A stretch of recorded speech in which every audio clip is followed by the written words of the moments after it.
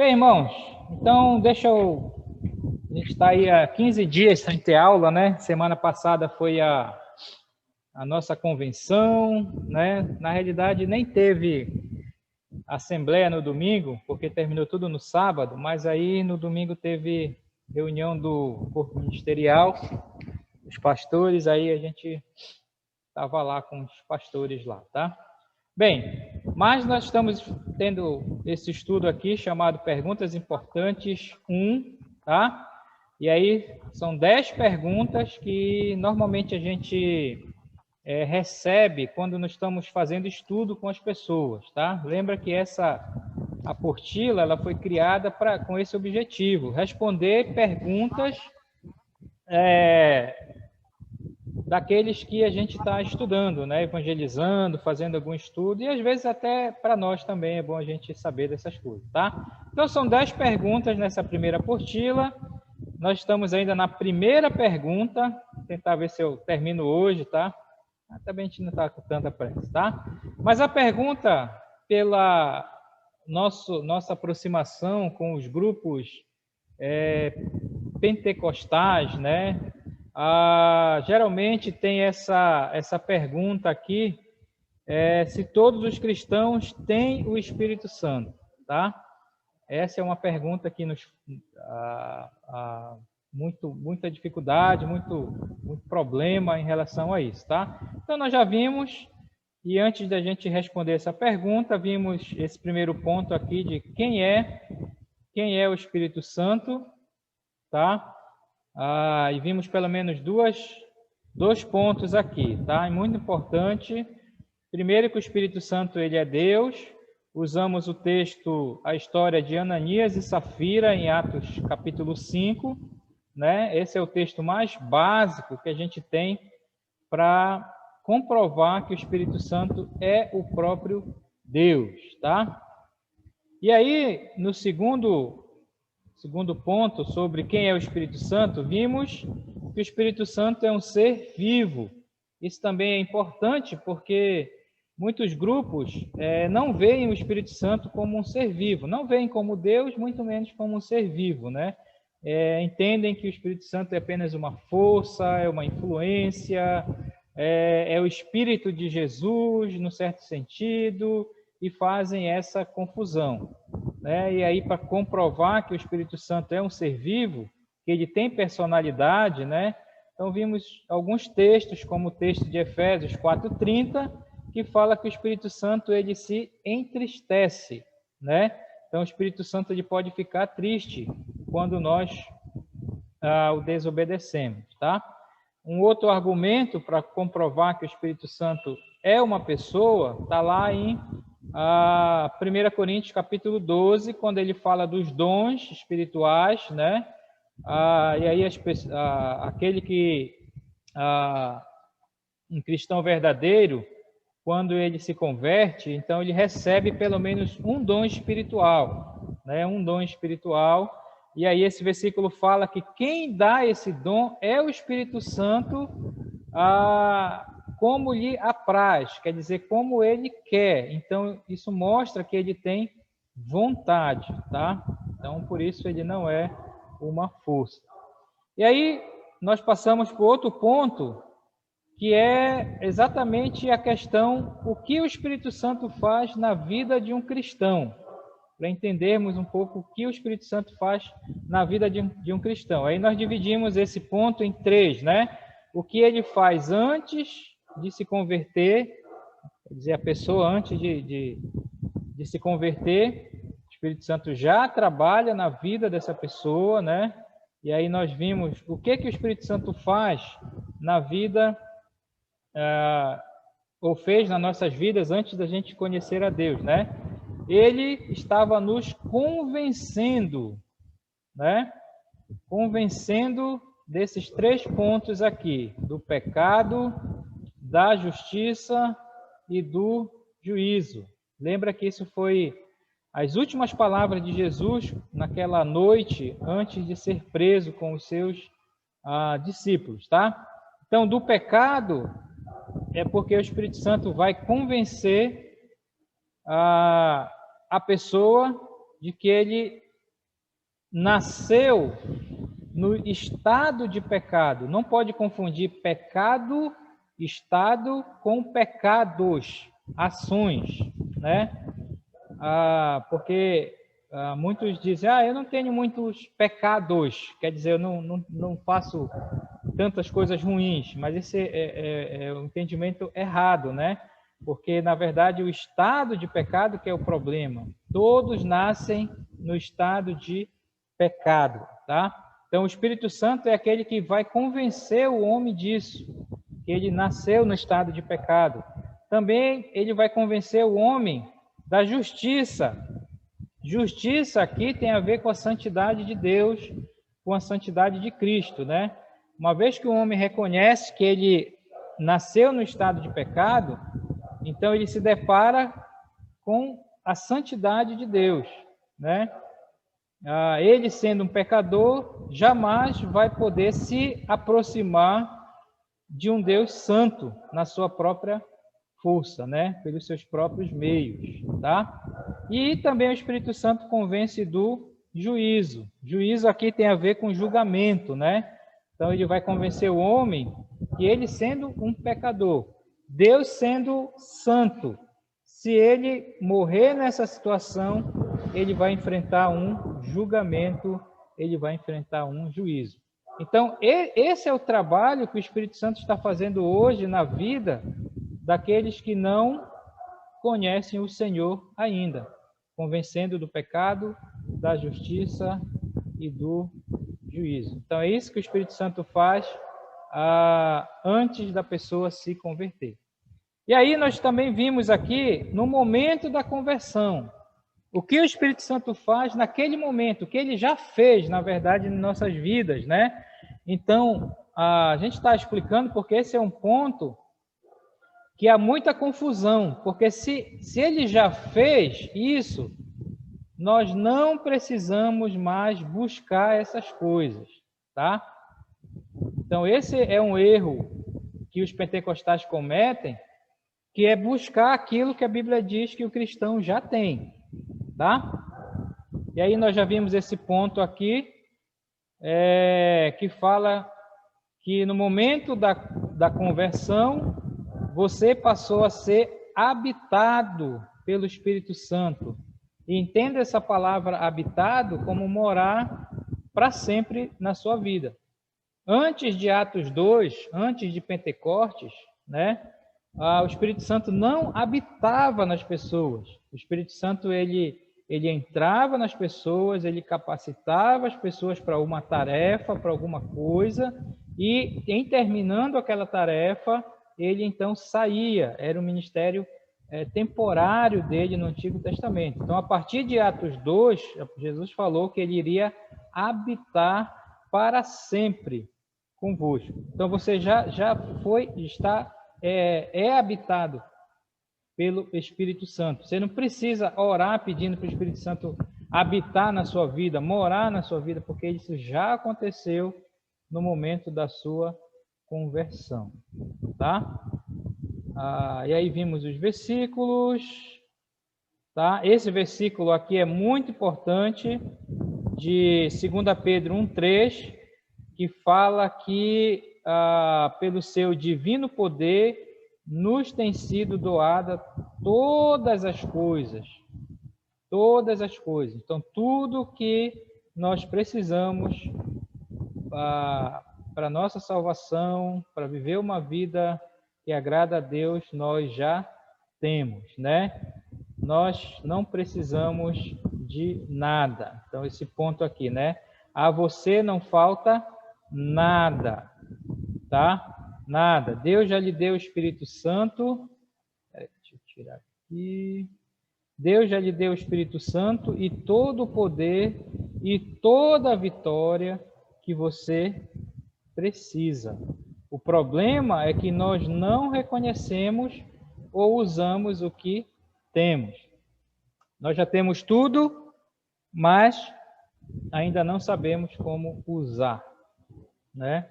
Isso que nós já sabemos. Aí é o famoso exemplo aqui do homem que compra um computador, né, de última geração, E aí ele vai aprendendo, com o passar do tempo, a usar as ferramentas, aquilo que ele já tem. Ele não precisa comprar outro computador, porque naquele computador ele já tem tudo que ele precisa. A mesma coisa com a nossa vida cristã. Nós já temos, né? Então, como é que Satanás trabalha em relação a isso na vida do cristão? É exatamente fazer com que o cristão, diante das situações, das dificuldades, comece a pensar dessa maneira, né? Será que eu sou crente? Será que Deus me perdoou? Né? Será que eu tenho que ir para uma igreja? Ou usando a linguagem pentecostal, será que eu preciso falar em línguas? Será que eu preciso profetizar? Será que eu preciso rodopiar? Né? E isso é o que frustra a vida do cristão. Satanás faz isso para inutilizar, para desanimar os cristãos. Mas essa é uma verdade que a gente sempre tem que lembrar. Nós já temos tudo. Precisamos aprender e o segredo é andar pelo Espírito. Depois a gente vai ver mais sobre isso, tá? E aí nós paramos aqui, meus irmãos. Se você está lembrado, nós paramos exatamente nesse ponto aqui que eu deixei para nossa aula, porque esse é um outro ponto muito importante. Não, falamos sobre isso aqui também, né?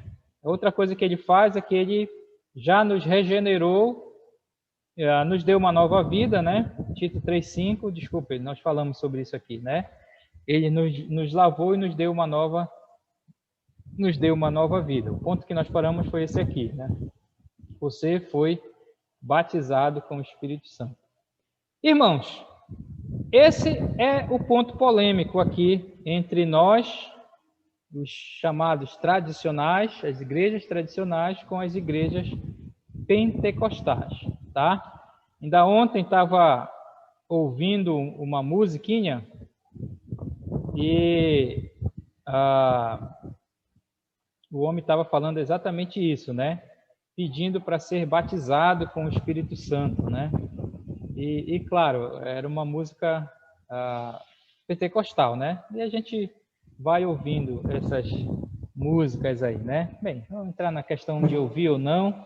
Eu gosto de ouvir, né? Às vezes tem uma música bonitinha, mas a teologia por trás dessas músicas, elas geralmente são teologias pentecostais. Aí você me pergunta, mas por que isso? É porque o outro lado, os tradicionais, eles pararam de fazer músicas com a teologia correta, vamos colocar assim, né? As músicas antigas, como a gente canta, né? Música do cantor cristão, é uma boa teologia. E hoje, quando você ouve uma música, são de grupos ou que estão ligados à linha pentecostal ou à linha da teologia da prosperidade. E aí, claro, se ele crê dessa maneira, se ele segue essa linha, a música, a letra vai levar para aquilo que ele crê, né? Infelizmente, isso aí, né? E aí os antigos cantores que têm uma boa teologia, tão velho, já pararam de fazer música e estão morrendo já, né? Estão todos morrendo aí, né? Então, é até um motivo de oração, né? Para a gente orar aí pelos teólogos aí, porque às vezes o teólogo ele não tem o dom de compor música, de cantar, né? Enfim. Bem, alguma pergunta até aí? A gente vai entrar nesse ponto aqui de batizado com o Espírito Santo, tá? Alguma pergunta? Algum comentário? Estão me ouvindo? Tá tranquilo? Ok, meus irmãos. Então, veja bem. Eu deixei esse ponto aqui sobre o batismo do Espírito Santo, mas veja que ele está dentro desse ponto aqui, olha. Quero ser bem didático, porque o ponto que nós estamos falando é o que o Espírito Santo fez. Cadê? Tá meio. Não presta atenção nessa numeração aqui, que quando eu joguei aqui para o site ficou complicado. Mas o ponto principal é esse aqui. O que o Espírito Santo fez no momento da conversão, que ele já fez. Então vamos lá. Então, no momento da sua conversão, você foi, olha o verbo, já foi, tá? Batizado com o Espírito Santo, ok? E aí o texto base para nós, muito conhecido, aí que os candidatos a exame do corpo ministerial, quando vão fazer exame para pastores, tem que saber esse versículo aqui, que geralmente os pastores perguntam, né? 1 Coríntios 12, 13, diz, pois em um só Espírito, e está falando do Espírito Santo, todos nós, Paulo disse, né? Todos os seguidores de Jesus, fomos, e não é por outra razão que está no passado aqui para nós a tradução, porque é passado mesmo, tá? Fomos batizados em um corpo, que é o corpo de Cristo, quer judeus, quer gregos, quer escravos, quer livres, quer dizer, todo tipo de pessoa, não importa quem, e a todos nós foi dado beber de um só Espírito. Isso significa que todos que têm o Espírito Santo, todos os que creem, têm o Espírito Santo em suas vidas. Então, todos os que creem em Jesus para a salvação são batizados com o Espírito Santo, tá? Então, essa é uma verdade que a Bíblia fala para nós, né? Que aqueles que creem em Jesus, automaticamente, no momento que ele nasce de novo, ele é batizado com o Espírito Santo. Você lembra que esse verbo aqui, lá no grego, ele está no auristo, tá? O que é auristo no grego? É quando um verbo, uma palavra, eles querem afirmar que algo está no passado e ficou no passado, tá? Então, isso está no auristo, quer dizer, nós fomos batizados no passado, e o passado é o momento da conversão, e pronto, e não precisa mais ser batizado de novo, porque isso já aconteceu e é só uma vez, tá? Então, é isso que Jesus estava falando naquele momento lá, que a partir daquele momento, a partir de Atos capítulo 2, nascimento da igreja, a nova dispensação, a dispensação da graça, todos aqueles que crescem em Jesus seriam batizados com o Espírito Santo. E esse é uma verdade importante que você não pode duvidar e esquecer, tá? Este batismo, o batismo no Espírito Santo, ou com o Espírito Santo, como você queira falar,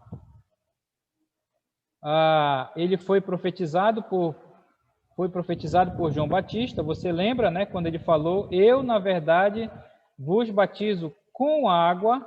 João Batista falou isso, mas, quer dizer, Jesus viria, né, e batizaria com o Espírito Santo. Isso lá em Lucas 3:16, você pode ver lá. A palavra batizar, você sabe disso, você é da Igreja dos Irmãos, você já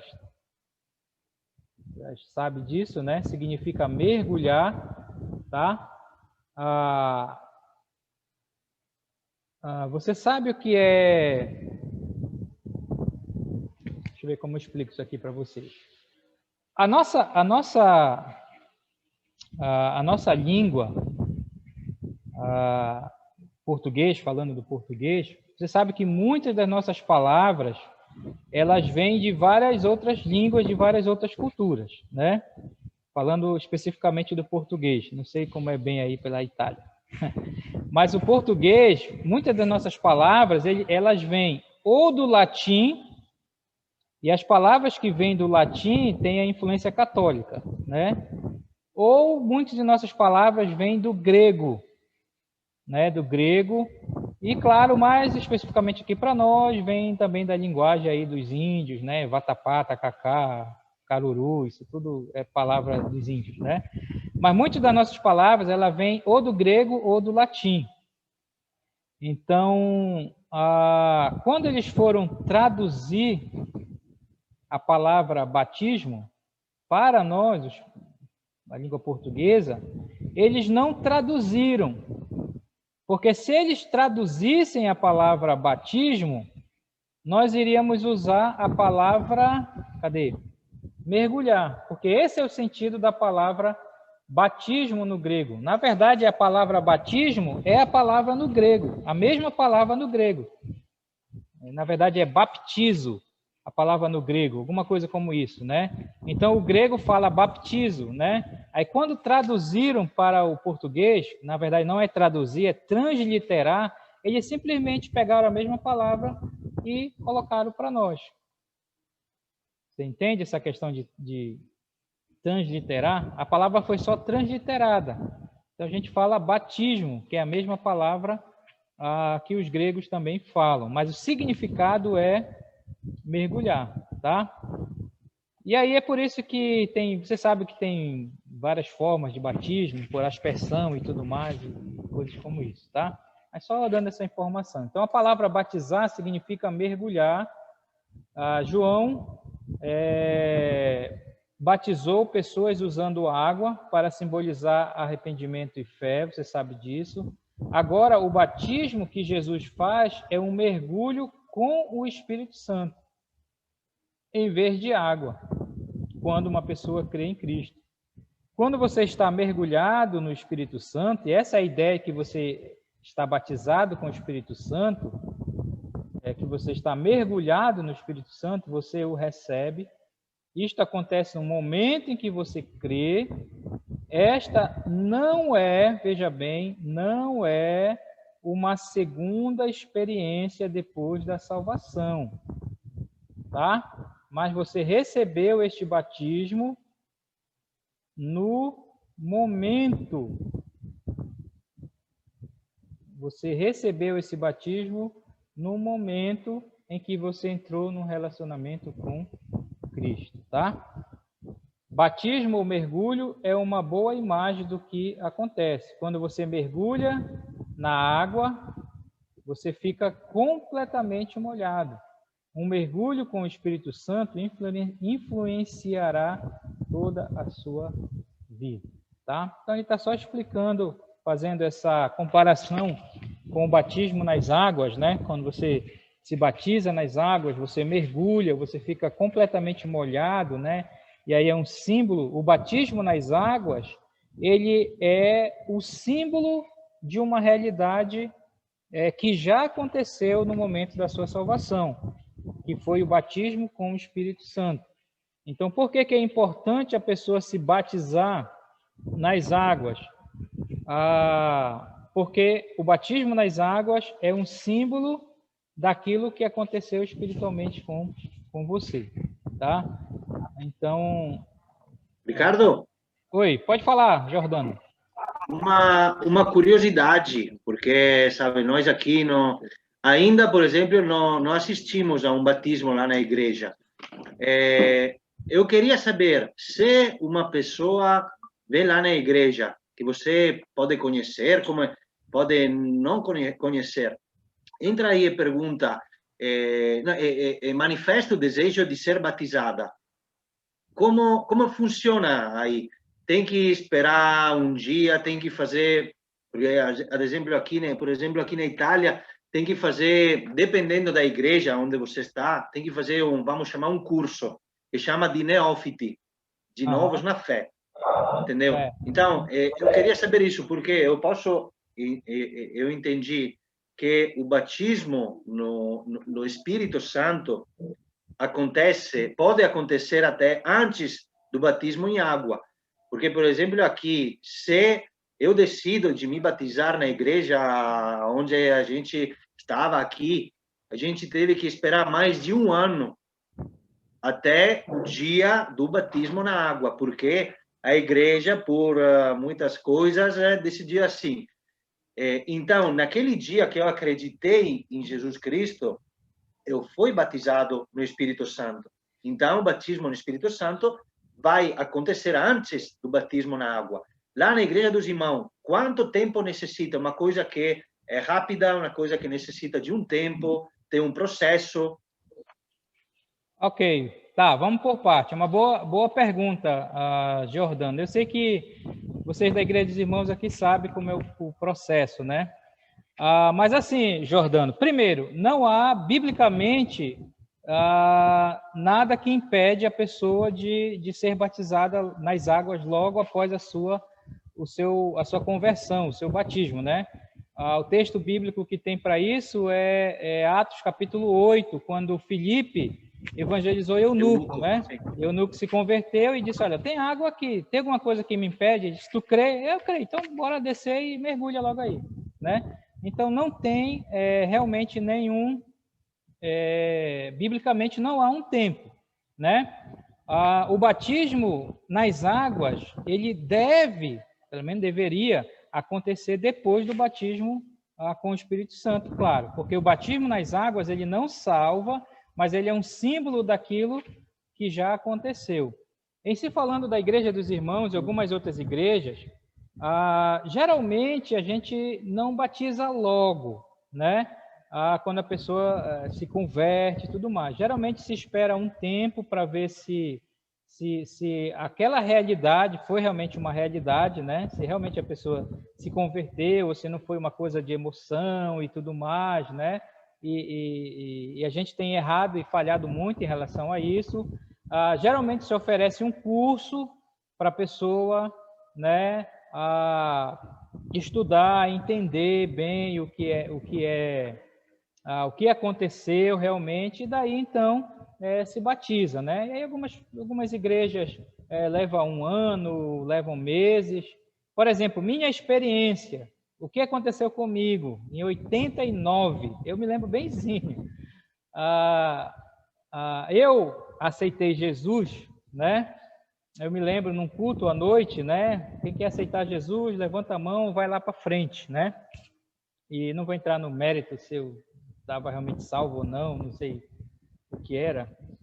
Mas depois daquela noite, a gente teve um curso, era um chamado aqui 13 lições, e a gente fazia 13 lições, né, cada semana, e levavam 13 semanas.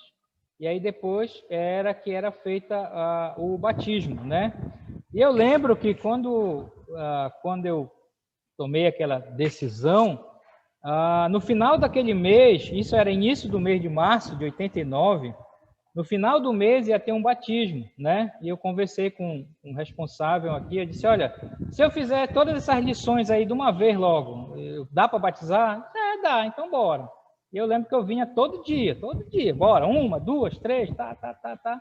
E aí, no final do mês eu fui batizado sem problemas pelo pastor Paulo Seixas, me lembro benzinho, lá na Praia do Outeiro, na época lá. Foi eu e bem mais uns 30 jovens junto comigo.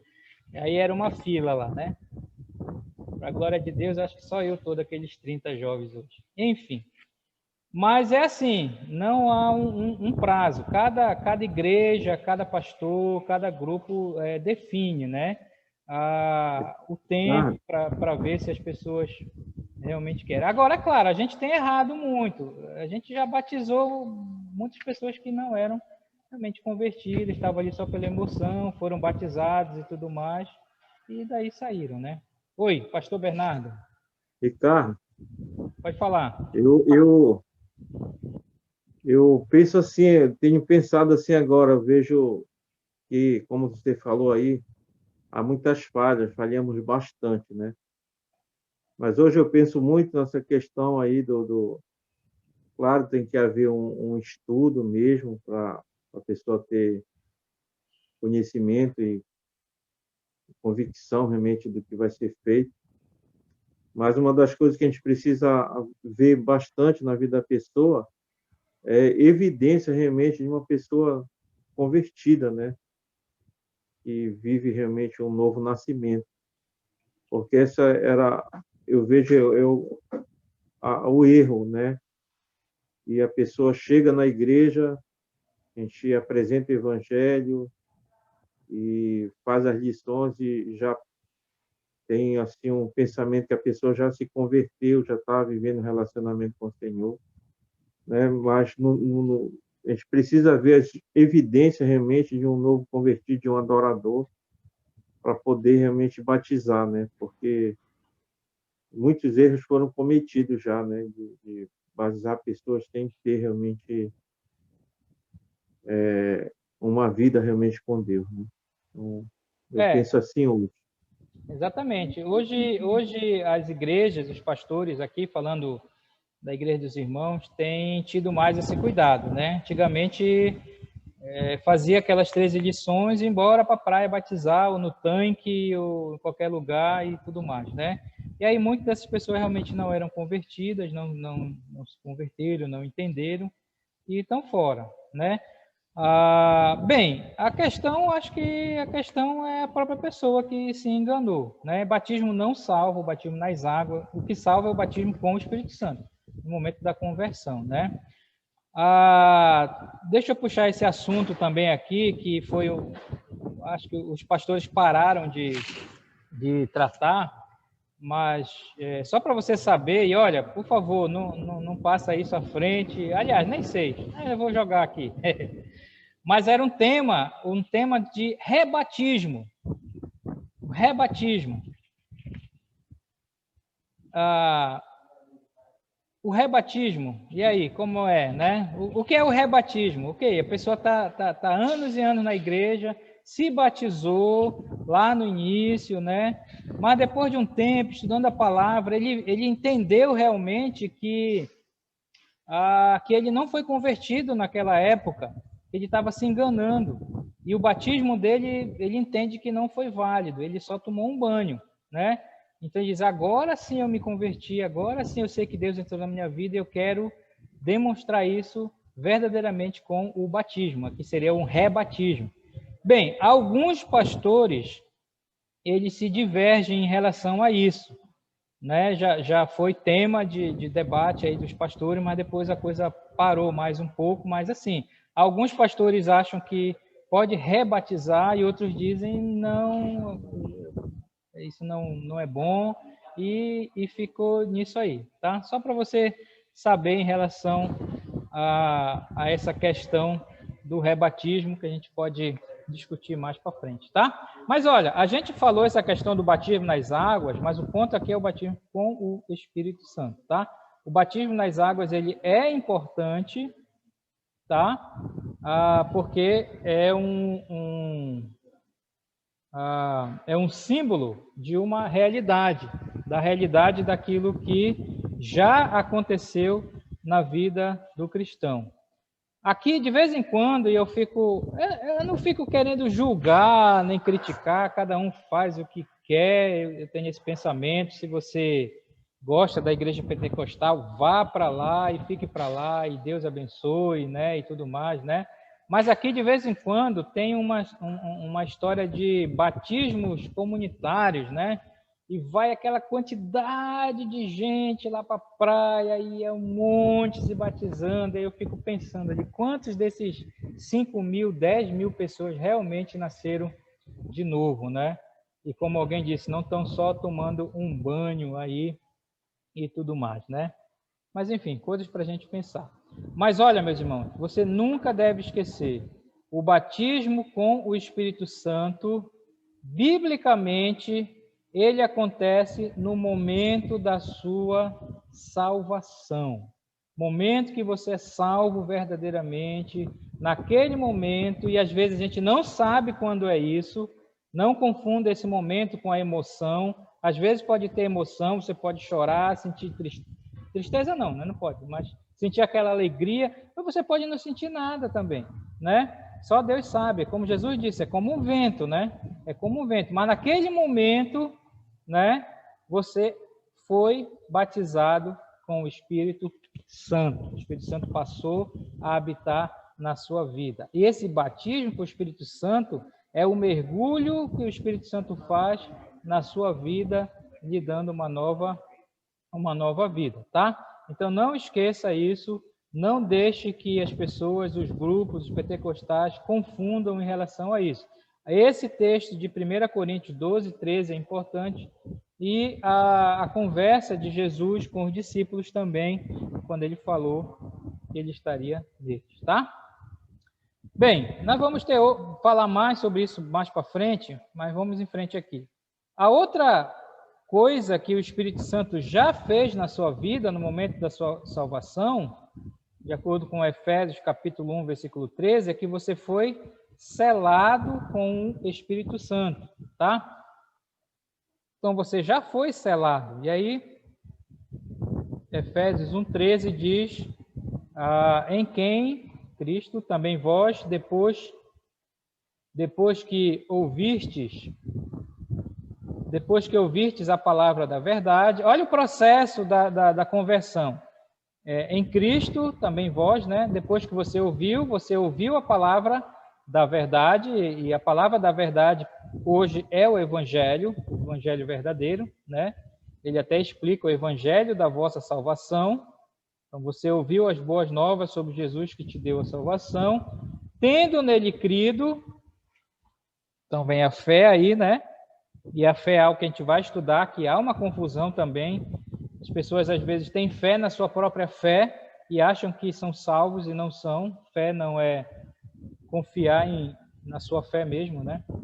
Mas você tendo nele crido, quer dizer, quando você ouviu e creu na mensagem, e aí fostes, olha de novo a palavra lá, né? Fostes, já aconteceu o quê? Selados com o Santo Espírito da promessa, que é o próprio Espírito Santo, né?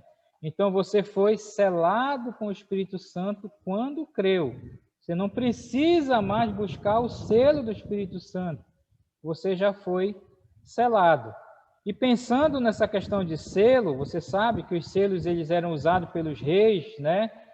Quando eles queriam mandar aquelas cartas, né? Que ninguém podia ler e tudo mais, né? Então o selo significava que o rei era o dono daquela carta e que ninguém podia mexer na carta, né? E aquele selo também era uma garantia de que iria chegar ao seu destino. Então, tem todas essas comparações aí com a questão do selo. Então, quando você entrou no relacionamento com Cristo, o Espírito Santo serviu como um selo, né? Como uma garantia da sua salvação ou como um símbolo de proteção. Nós não cremos na doutrina da perca da salvação. Nós cremos que, biblicamente, se você nasceu de novo verdadeiramente e tem o Espírito Santo habitando na sua vida, você não perde a sua salvação. Nós cremos na doutrina da segurança da salvação e não na perca da salvação. Porque o Espírito Santo é a garantia da sua salvação. Tá? Tranquilo aí? Então, isso foi o que o Espírito Santo fez, já fez na sua vida. Você não precisa buscar essas coisas, tá? Já aconteceu. Essas são verdades que você precisa apenas crer e não buscar, tá? Que você já foi... Deixa eu voltar aqui. Você já foi... Cadê? Deixa eu botar aqui para frente. Olha, você já foi habitado pelo Espírito Santo, significa que ele habita na sua vida para sempre, até a consumação dos séculos. Ele também você já foi também regenerado e renovado pelo Espírito Santo, ele te deu uma nova vida, ele lavou a tua velha vida e te deu uma nova vida. Você já foi batizado com o Espírito Santo. Você não precisa buscar o batismo com o Espírito Santo, você já foi batizado, você se converteu verdadeiramente, e você foi selado com o Espírito Santo, tá? O Espírito Santo já fez isso na sua vida, tá? E aí o que nós precisamos fazer é nos aprofundar nessa verdade, é entender cada vez mais o que significa que eu sou habitado pelo Espírito Santo hoje.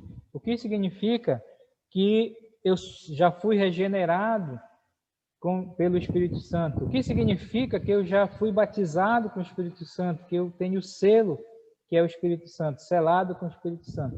Essas são verdades que você desenvolve na sua vida cristã. Ok? Esse é o momento. E aí, o que o Espírito Santo fez na sua vida depois de se converter. Quer dizer, agora, o que ele fez, o que ele faz, o que ele está fazendo hoje na vida de um cristão, tá? Estabelecemos que quando você creu em Cristo, o Espírito Santo entrou na sua vida para lhe regenerar, dando-lhe uma nova vida. Você foi batizado e selado com o Espírito Santo para garantir sua salvação. Já vimos isso. Por que ele fez isso, o Espírito Santo? E aí a gente vai ver alguns pontos. Então, primeiro ponto, ficou pequeno aqui, depois eu ajeito, tá? O que o Espírito Santo faz hoje? Ele nos ensina a verdade.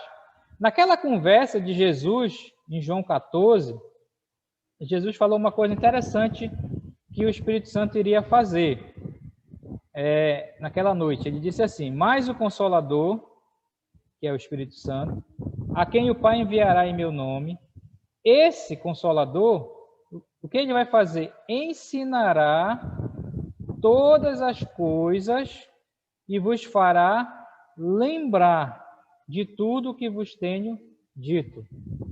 Então, duas coisas Jesus disse aqui que o Espírito Santo iria fazer quando ele viesse, né? Ensinar todas as coisas e nos fazer lembrar de tudo o que Jesus falou. O Espírito Santo nos ensina a verdade através da palavra de Deus e ele também nos ajuda a lembrar das coisas que ele já nos ensinou.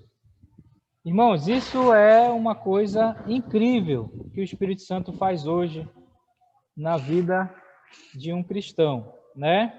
Na teologia, nós chamamos isso de iluminação. Parece um termo meio espírita, né? Mas foi o termo que Paulo usou lá em 1 Coríntios, capítulo 2, né?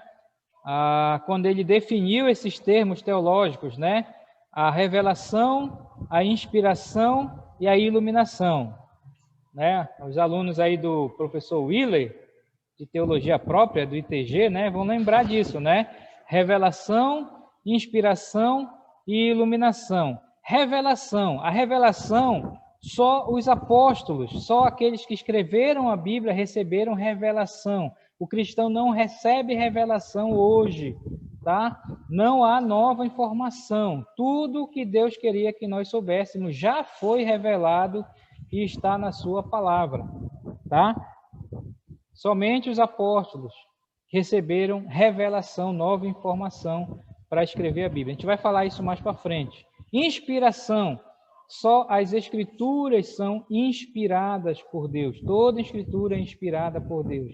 O cristão hoje ele é iluminado pelo Espírito Santo para entender aquilo que já foi revelado e está inspirado nas Escrituras, tá? Então, esse é o trabalho do Espírito Santo. Ele nos ajuda a entender as Escrituras.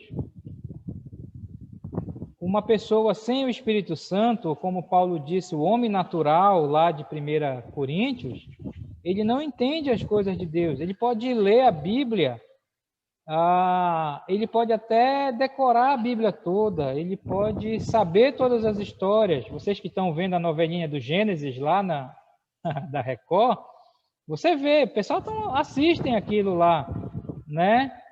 Mas eles não entendem a mensagem que está ali por trás, muito deles, né? Porque só aquele que é nascido do Espírito é que vai compreender a Bíblia da maneira espiritual.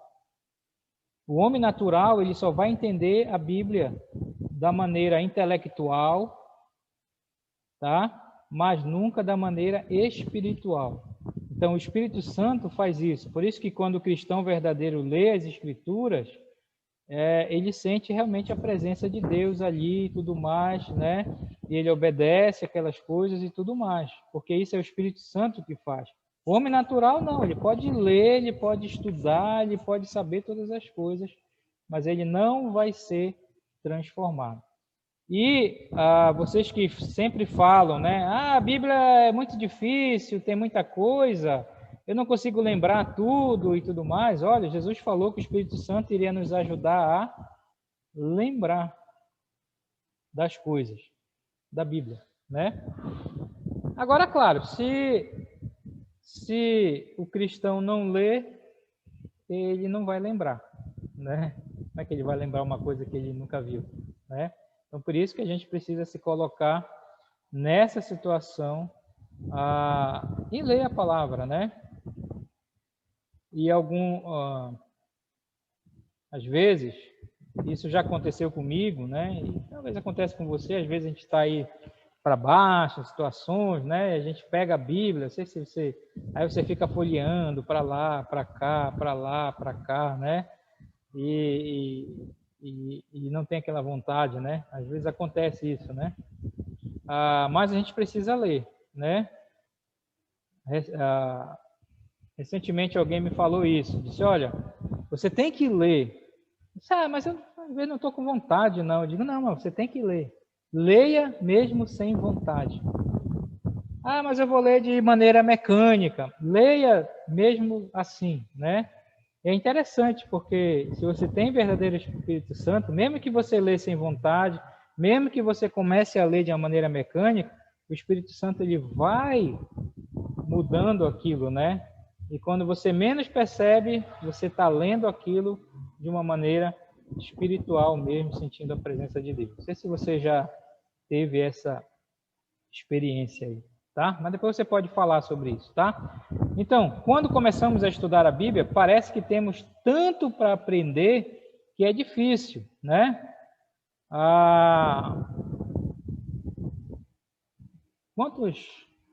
Quantos capítulos tem a Bíblia mesmo toda? Até esqueci, 11 mil, 30 mil, quantos versículos, né? É muita coisa, né? Você pega a Bíblia lá, né? Parece que é difícil, né? Só que nós temos uma vantagem, e a vantagem é que nós conhecemos o seu autor. De fato, o próprio autor habita em nós e prometeu que nos ajudaria a entender o que ele escreveu. Essa é a vantagem que nós temos de uma pessoa incrédula, que pega a Bíblia para ler, né?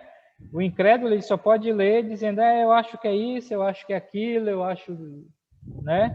Mas quando a gente que tem o Espírito verdadeiramente, né? A gente pega a Bíblia para ler, a gente tem o autor, não do nosso lado, mas habitando em nós, né? E não somente isso, mas ele nos prometeu que ia nos ajudar a entender. É sempre mais fácil entender uma música ou um livro quando nós conhecemos o seu autor, e a mesma coisa em relação à Bíblia, tá? Outra coisa que o Espírito Santo faz por nós hoje é que ele nos ajuda a orar, né? Você conhece esse versículo de Romanos 8, 26, que ele faz isso em nossas vidas hoje, né? Paulo disse também o Espírito Santo semelhantemente nos assiste em nossa fraqueza, porque não sabemos orar, ficou bem pequeno aqui também, não sabemos orar como convém, mas o Espírito intercede por nós, sobremaneira com gemidos inexprimíveis. Bem, tem muita coisa em relação a esse versículo aqui que a gente poderia gastar um tempo, mas o que você precisa saber é que o Espírito Santo ele faz isso hoje, né? Ele nos ajuda a orar. Parece que a gente não sabe orar como convém, aí a gente tem que entender o que é esse orar como convém, né? Mas o Espírito Santo, ele nos dá essa promessa, né? De que ele nos ajuda a orar, tá? Então, a gente não pode esquecer esse ponto aqui. Então, começa a orar, abre a boca e fala, né? Talvez, às vezes, a gente ache que por alguma situação, por alguma coisa que fizemos, ou por pecado, né? A nossa oração não vai chegar até Deus, né? Mas há essa promessa de que Ele nos ajuda a orar. Se Ele está habitando em nós, Ele vai nos ajudar, tá? Quando começamos nossa vida com Jesus, temos a incerteza ou dúvida, né, de como devemos orar, e temos até medo de fazer na frente dos outros. Este versículo é uma promessa de ajuda a orarmos e fala que ele já sabe e intercede por nós quando não sabemos as palavras certas. Palavras bonitas não agradam a Deus, tanto quanto um coração sincero e humilde, tá? Então, falando aqui mais assim para um novo convertido, né? Sabe, um novo convertido, aí você pede para ele orar, às vezes ele fica com medo de não falar, então a gente explica isso para ele, né? Que o Espírito Santo ele vai ajudar, né? Mas até para nós mesmos, já somos aí anos de estrada, a gente pode pensar mais profundamente sobre isso, né? Eu sei que cada um de nós aqui, se eu pedir para orar, você vai orar com certeza, né? Então, mas a gente pode pensar em outras situações aí em relação ao Espírito Santo, mas ele nos ajuda a orar. Outra coisa que ele faz na nossa vida hoje é que ele nos ajuda a viver uma vida santa. Se nós somos cristãos verdadeiros, esse deve ser o nosso desejo, né? Nós não buscamos a santidade para sermos salvos, porque nós já somos salvos, né? Mas nós devemos buscar a santidade não como legalismo, mas porque a santidade agrada a Deus, né? Agrada a Deus. E a gente sabe que a gente pisa na bola em relação a isso, né? E não devemos desanimar nessa busca de uma vida santa, porque nós temos a promessa do Espírito Santo de que ele vai nos ajudar a viver uma vida santa. Hoje nós estamos nesse processo de santidade, cada um de nós, né?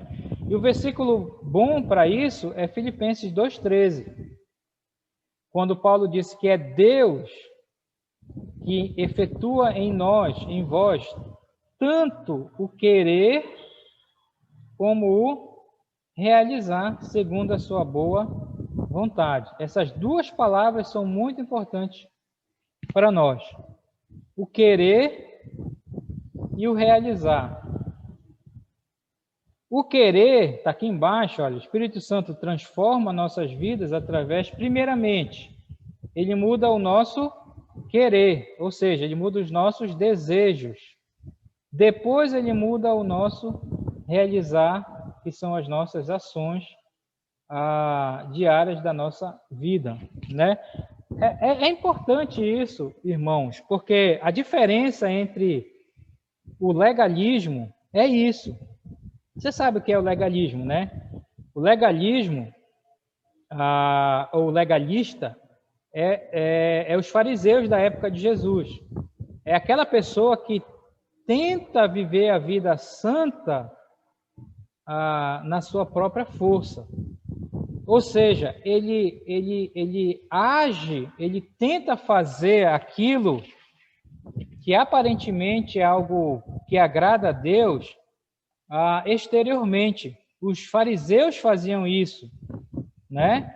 Eles andavam no meio do povo, Jesus disse, eles alongavam as suas franjas, eles andavam com os mandamentos na testa, né? Eles davam o dízimo de tudo, né? Até do mato que nascia no quintal deles, né? Jesus falou, né? Aquela história lá.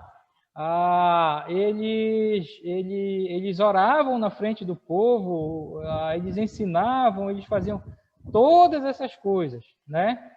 Mas qual era a reclamação de Jesus com eles? É que aquilo era só algo exterior. O problema estava no interior deles. Por isso que ele falou, não adianta você lavar o copo por fora se por dentro está tudo sujo, né? Então, essa é a grande questão hoje. Não adianta você querer aparentar uma santidade se lá no seu interior está sujo a coisa lá, né? E muitos cristãos hoje vivem essa vida frustrada por não entender isso, né?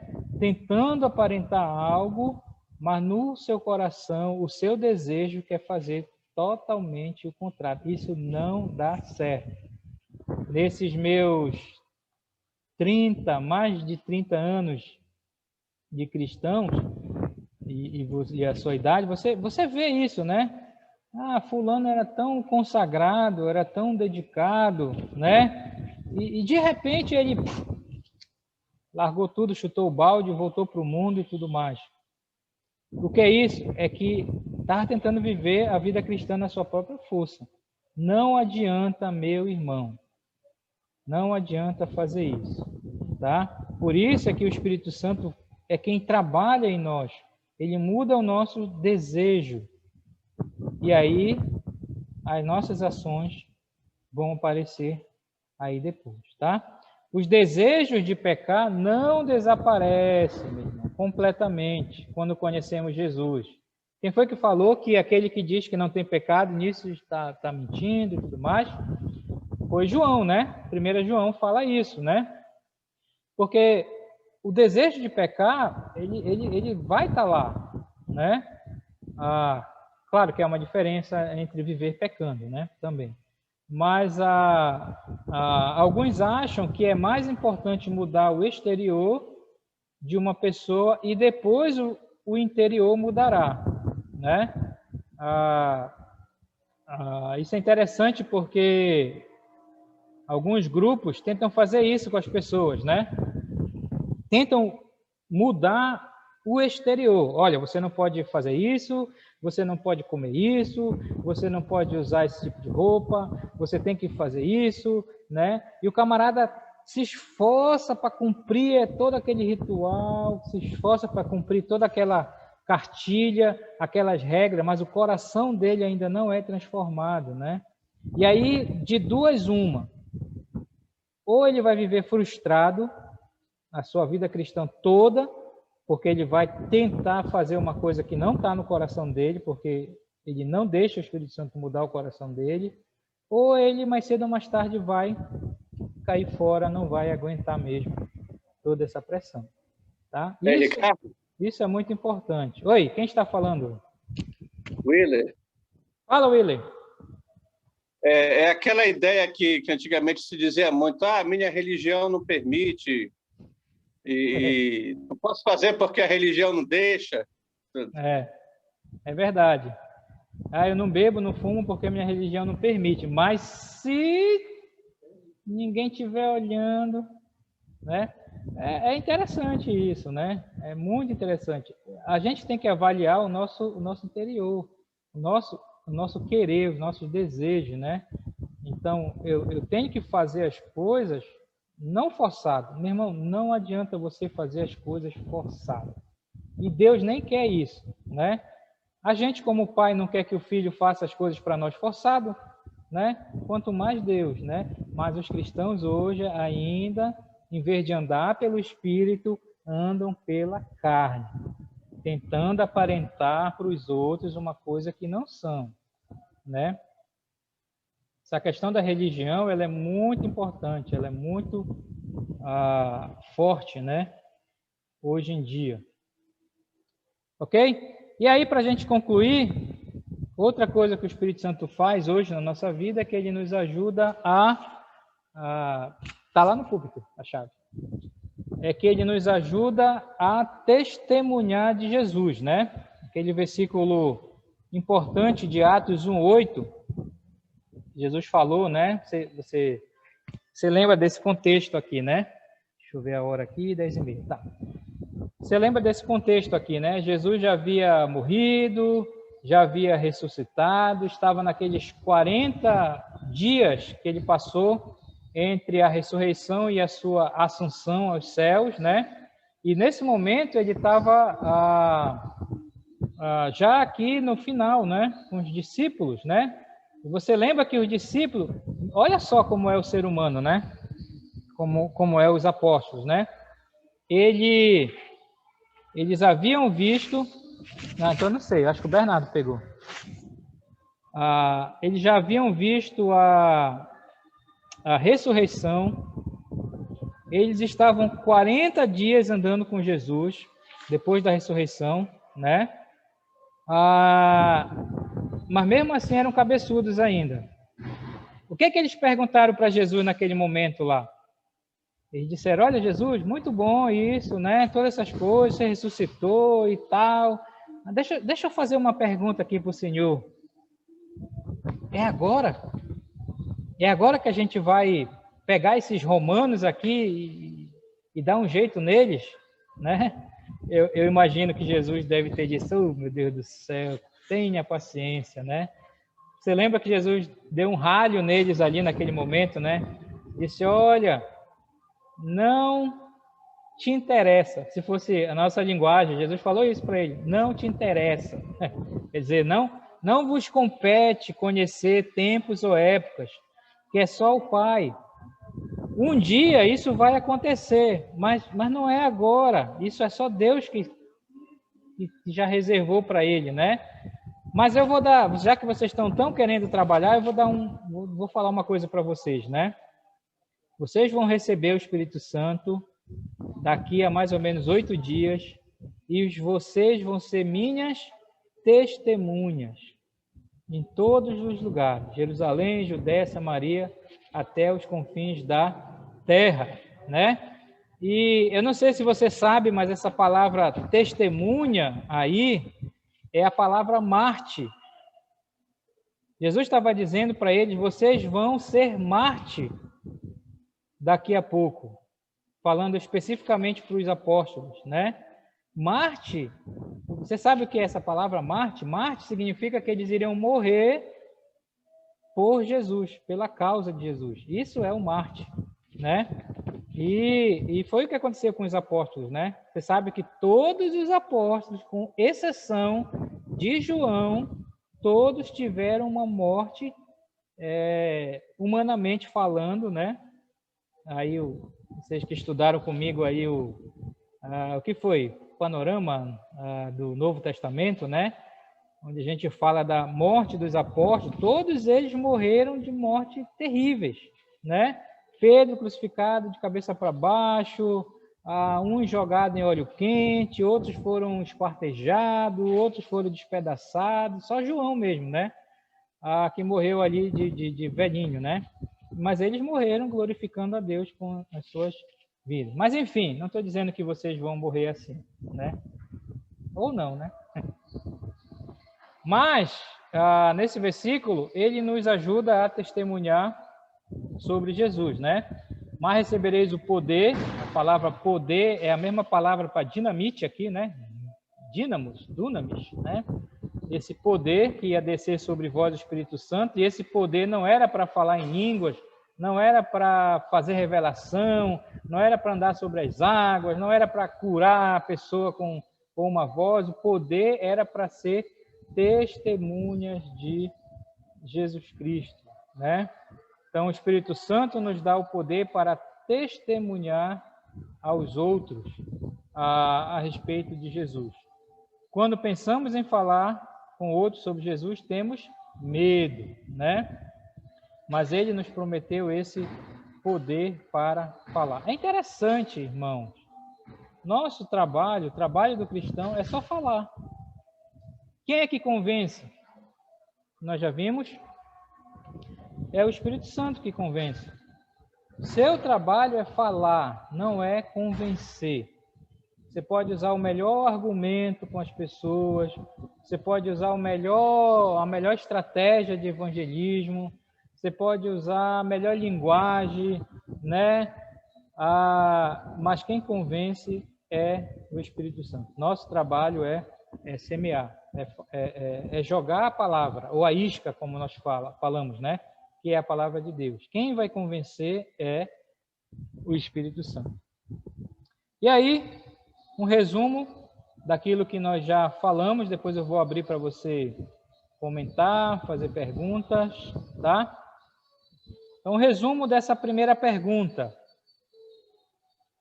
Quando Deus entrou na sua vida, você recebeu tudo o que você precisa para a sua salvação e para viver a vida cristã. Nunca deixe que ninguém te diga o contrário.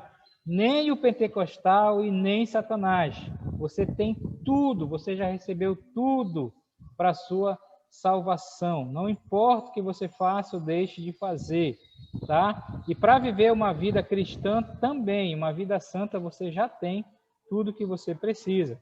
Você não precisa de uma segunda experiência. Você não precisa falar línguas, você não precisa profetizar, você não precisa buscar o batismo com o Espírito Santo, buscar ser selados com o Espírito Santo. Você não precisa ir para esses retiros de encontros com Deus que eles fazem por aí. E isso está voltando, se você não sabe, de novo aqui, nesse tempo de pandemia, esses retiros de encontros com Deus. Você não precisa disso. Você já tem tudo para viver uma vida que agrada a Deus. Outra coisa, o Espírito Santo é Deus, ele é um ser vivo. Antes de ser salvo, o Espírito Santo agiu ou age na sua vida para convencer do pecado, da justiça e do juízo. Já falamos isso, né? Espero que você tenha entendido bem. No momento da sua salvação, todos nós já fomos habitados, batizados e selados com o Espírito Santo, né? Regenerados e tudo mais. No dia de hoje, quer dizer, depois da nossa conversão, o Espírito Santo ele nos guia, não controla. A gente vai falar mais sobre isso, há uma diferença.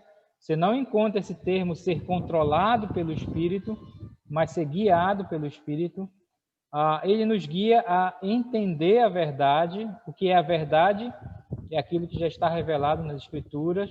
Ele nos ensina a orar e ele nos ajuda a testemunhar sobre Deus e viver uma vida santa. Tudo isso o Espírito Santo faz em nossas vidas.